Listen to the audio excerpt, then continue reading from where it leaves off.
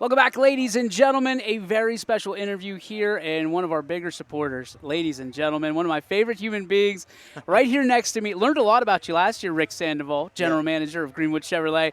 But then we became friends on social media, Yep. and I learned a whole lot more about you, pal. And we're going to talk about that in a little bit. But Greenwood Chevrolet, obviously, a huge part of literally everything here in this community.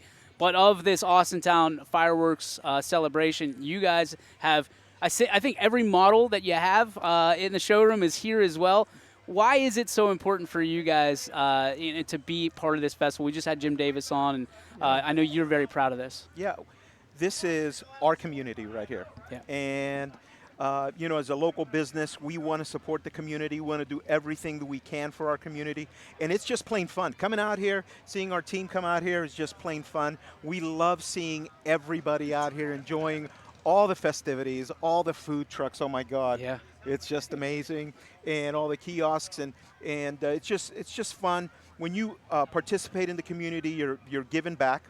And you're giving back because you want to give it back. So Yeah. it's just a beautiful thing. Other than this, I mean, what other exciting things have you done so far this year? Anything planned for the upcoming rest of the year? Another 6 months? Yeah, well, heck, earlier today, we had the Cars and Stars Classic Car and Corvette show. It was fantastic. Yeah? I spent a couple hours there, and oh my God, it was unbelievable. If you wanted to see Corvettes from the C1 model clear to C8, they were all lined up together from the original one clear up.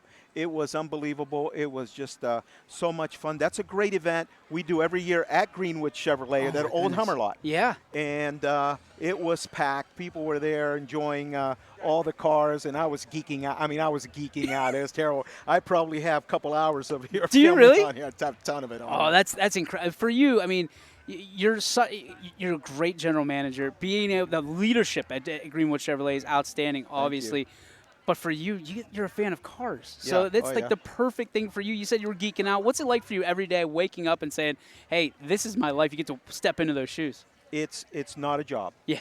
All right. It is not a job. It is one of those things, you hear it. It's a cliche, do what you love and you'll never work a day in life. But that is actually true. I love coming to the dealership every single day. Yeah. We have about 120 employees there. And I just love serving them and serving our customers. It's just the most fun thing in the world. And I get to be around the cars, which is ridiculous. That's crazy. Yeah. I mean, Greg Greenwood, and like I said, the leadership, you guys are a part of literally everything. I mean, every time someone comes to you and says, this is about kids, this is about the community, it seems like you guys are always the first to step up, especially for us at YSN. When we needed you the most, you guys were there. Why is it so important to be able to give back to the community, specifically in our realm, sports, Yeah. music, Austintown, and everything surrounding? Well, look, you guys, our support, right? You guys go and cover all these local sports. Oh, my God, that's just amazing. Thank you. And you give these kids a forum, kind of like a stage for them to show their talents to everybody. It's just so much fun. And Greg Greenwood, the owner of the dealership, is so committed to serving the community, to doing all the right things. And he does it for the right reasons. He just wants to do it. You know, Greg. I do. Yeah, He's awesome. He does. He just enjoys providing as much support to the local community and surrounding communities as much as he can. All right, we're going to dive into your personal life because I've been waiting. I can't wait anymore. So you and I become Facebook friends last year. Yep. I'm following you on social, and all of a sudden, I'm just doom scrolling, and all of a sudden pops up Rick Sandoval, and you've got a saxophone in your hand. And I'm like, oh, let's see where this goes. Dude, you are incredible. Thank you. You are. So you told me the story before we got on the air here, but I want everybody else to know, like, it's not just like if you hop on and you become friends with Rick Sandoval, it's not just like, hey, come buy a car from us. Dude, you show your real life. Like, Yeah. you show your personal life. You said you've been playing sax or playing instruments since 16? Yeah, actually, I started playing guitar when I was 5. And Oh, my So I was born in Puerto Rico. But Okay. they put a guitar, first of it was a wood guitar with 3 fake strings on it, and I started playing that. Then I came here, and when I was 7, started playing the electric guitar, which I don't play at all, and very well anyhow anymore. But the sax is my love.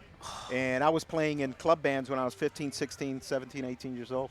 How did you How do you start that? Is it just something somebody comes to you and says, "Hey, you're really good. Why don't you join our band?" Yeah, kind of. We had some friends. I grew up on the east side of Youngstown, Yeah. and there were a couple of us from the north side, the east side, and the south side that formed this funk jazz band. Okay. And oh my God, we played all the local clubs. We opened up for BB King. Came to it was called Reed's Arena. It was a roller skating rink here in Youngstown, and got to open up for BB King when I was 16. That was just a joy, and he was just a wonderful person with us along those lines. What is it about music that draws you to it? Music, I don't know. I think it's something that we're all born with, something that's innate. And for me, I can feel rhythms, and it does something to my soul. If I hear a song and it's the right song, man, the hair on my Goosebumps. I get the goosebumps. Oh, yeah, that's it's incredible. Such a good stuff. Yeah. You mentioned all the great things that Greenwood does that you do personally. You're not someone who just sits behind that desk. You're always out and about. You're motivating people, not Yeah. just your employees. Where did you get your leadership style from? I don't. I'll credit Greg Greenwood #1 Mm-hmm. because he's such a great mentor to me. My father was an awesome leader, and my father taught me. He worked at General Motors. He was a production supervisor, Oh, wow. and he taught me a lot about leadership and a lot about overcoming adversity. When you're in a business, there's challenges presented to you every single day, Yeah. and you have to maneuver through those, and you do it with your team. You don't do it alone. That team that we have there at Greenwood Chevrolet, just a bunch of great people that I love going to work with every day. Yeah. And I don't say they work for me, I work for them. That's really, at the end of the day, I know I've done a good job if I haven't been around asking what'd you do for me, but instead, what can I do for you? Service leadership. Absolutely. I love it. Yeah. We talk to a lot of kids, a lot of coaches, and we ask them about their role models and kind of, you mentioned kind of battling through adversity. Yeah. What were some of the moments that you had to battle through adversity and you learned something about yourself that you use to this day? 2 years ago, I had kidney cancer. Correct. And man, I had a complex surgery, about 5.5 hours, and they got that tumor out with the cancer, half my kidney, and it was a gift from God because they got it before it spread. And when you're dealing with that sort of thing, I thought, how am I ever going to deal with that kind of adversity? And I just kept on going towards it. I said, hey, it's there. Let me go towards it. Let me get through it. And that was one of the things I'm most proud of. But I learned that from my dad, who had a battle with leukemia. And that guy was just an inspiration to me. And he was awesome. That's incredible. Yeah. You are without a doubt a success story. So for those that are watching this right now, whether they're playing sports or whether they're playing music, whether they're just looking for something to get them that next step, what advice would you give them? Because I'm guessing your success, as you just told some of your adversities, Yeah. wasn't always that road, No. that straight road that we all want. It gets narrower as you get closer to success. What would you give them from an advice standpoint? I would say that when you get hit with something, with that challenge, you got to get yourself back up quickly. You can't dwell on it. You can't let it consume you. Time will build fear in your brain. Yeah. You just got to kind of go towards it. You get up, you wipe those gloves off. Yeah. Referee's going to say how many fingers. You're going to count and you say 2, and you get back in there, start throwing punches right away. And that's what you do. You have to just keep on going.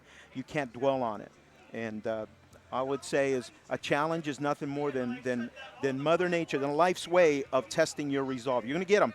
You're going to get them. You just keep on going. Don't give up. Keep punching. Yes. Ladies and gentlemen, from Greenwood Chevrolet, Mr. Rick Sandoval. It's such a pleasure. Always a pleasure, brother. Great talking to you, brother. Oh, dude, it's my favorite part of the day. Thank you so much. Thank We'll you. be back right after this.